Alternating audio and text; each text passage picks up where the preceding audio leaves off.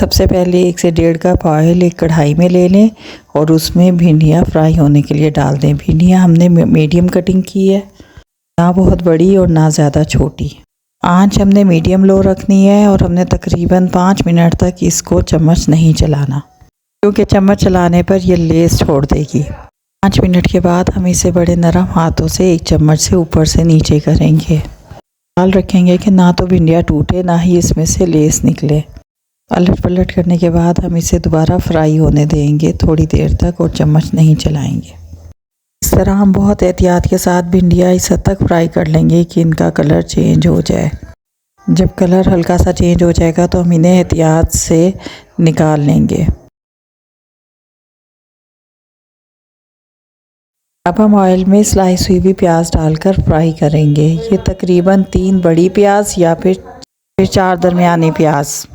हमने इसको 2 से 3 मिनट तक मीडियम लो आंच पर फ्राई करना है कि ये हल्की सी नरम हो जाए।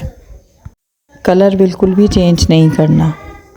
प्याज नरम हो जाए तो हम इसमें क्यूब्स में कटे हुए टमाटर डालेंगे। टमाटर भी हमने तकरीबन 4 दरमियाने साइज़ के लिए हैं। इसमें चम्मच चलाएंगे, 2 मिनट तक पकने देंगे और फिर इसमें मसाले डालेंगे।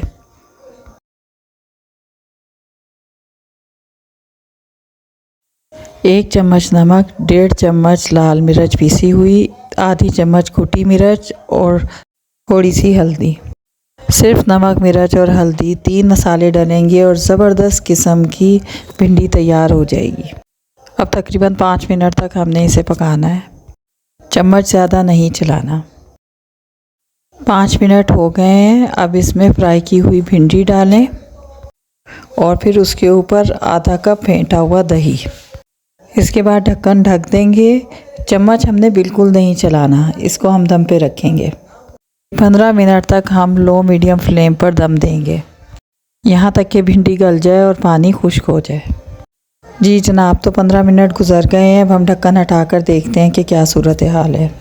भिंडी हमारी गल चुकी है। हम इसे चम्मच की मदद से मिक्स करेंगे। एक दफ़ा ज़रूर ट्राई करें, ज़बरदस्त मसालेदार भिंडी तैयार है। बच्चे भी बहुत शौक़ से खाएंगे।